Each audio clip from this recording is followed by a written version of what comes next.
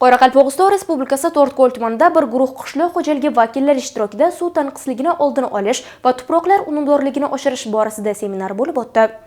Davlatimiz rahbarining 2022-yil 1-mart kunga qishloq xo'jaligida suvni tejaydigan texnologiyalarni joriy etishni yanada takomillashtirish chora-tadbirlari to'g'risidagi vaqa 144-sonli qarorini fermer xo'jaliklari va dehqonlarga yetkazish maqsadida To'rtko'l tumanida yig'ilish bo'lib o'tdi. Yig'ilishda Andijon qishloq xo'jaligi va agrotexnologiya instituti dotsenti va tegishli tashkilot vakillari ishtirok etishdi. Seminarda qishloq xo'jaligi sohasidagi tuproqning xossalari, vazifalari va tuproq unumdorligini oshirish hamda yer resurslari va qishloq larini boshqarish to'g'risida so'z yuritildi.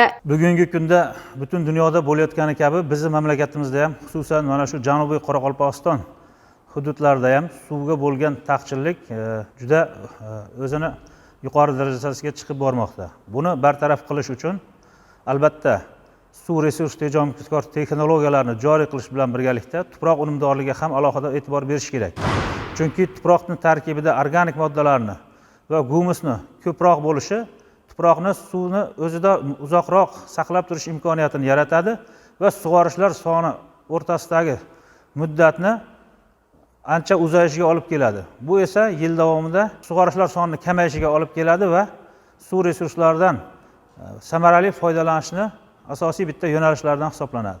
Shuning uchun demak tuproq unumdorligini uning organik qoldiqlarini hisobiga va o'simliklardan qoladigan organik qoldiqlarni oshirish hisobiga sharbat usulida sug'orish va bundan tashqari siderat va takroriy oraliq ekinlarni ekib tuproq unumdorligini orttirib borishga qaratilishi maqsadga muvofiq bo'ladi. Shunday tadbirlar amalga oshirilganda tuproqda sug'orishlar sonini kamaytirish va sug'orish muddatlari o'rtasidagi muddatni sezilarli kunlarga cho'zish imkoniyati yaratiladi. Bu esa o'z navbatida ekinlarni suvdan yaxshi foydalanish va suv tarkibida erigan oziqa moddalarini o'zlashtirishlariga yaxshi sharoit yaratiladi.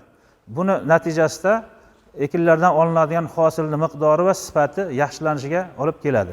Ta'kidlash joizki, bugungi kunda qishloq xo'jaligida suvning ahamiyati benihoyat katta bo'lmoqda. Suvni to'g'ri taqsimlash esa barcha dehqon va fermerlarning asosiy burch va vazifalaridandir. Tadbirda suvni to'g'ri taqsimlash haqida so'z olib borilib, tegishli tushunchalar berildi. Janubiy Qoraqalpog'iston respublikalarida suv resurslarini boshqarish, tuproq unumini orttirish, yerlarning mineral holatini yaxshilash bo'yicha o'quv seminari tashkil etildi. Haqiqatan bu o'quv seminariga suv xo'jaligi rahbarlari, xodimlari, barcha shu yangi suv tejagan texnologiyalarni qo'llanadigan ilg'or fermerlar qatnashdi. Bu savol-javoblar keskin bo'ldi. Haqiqatan bu Qoraqalpog'istonning janubiy qismi juda murakkab bo'lgan, suv juda taqchil bo'lgan zonaga kiradi. Shuning uchun ular shu suvdan samarali foydalanishning yo'llari, qanaqa qilsak demak tuproq unumdorligini orttiramiz, yangi sug'orish texnologiyalariga qanday e'tibor berish kerak, shular to'g'risida to'liq javoblar olindi. Haqiqatan hozirgi paytda mana shu yangi sug'orish texnologiyalarini agar biz amalda qo'llaydigan bo'lsak, demak suvimiz demak qariyb 70-80% ga iqtisod bo'ladi. Tuproq unumdorligi yaxshilanadi, ekinlarda unumdorligi oshib, hosillarning ortishiga olib keladi. Shuning uchun men o'ylaymanki, mana biz 8 kundan beri yuribmiz. Mana Ellikqal'a tumanida demak 6 kun bo'ldi. Bu yerda mana 2-kuni mana shu fermerlarni o'qitish bilan shug'ullanyapmiz. O'tkazilayotgan bu kabi tadbirlar dehqonlar va fermerlar uchun foydali bo'lib, bu yilgi hosilning mo'l bo'lishi va shu bilan birgalikda suvni to'g'ri taqsimlashga yordam berishi bilan ahamiyatlidir.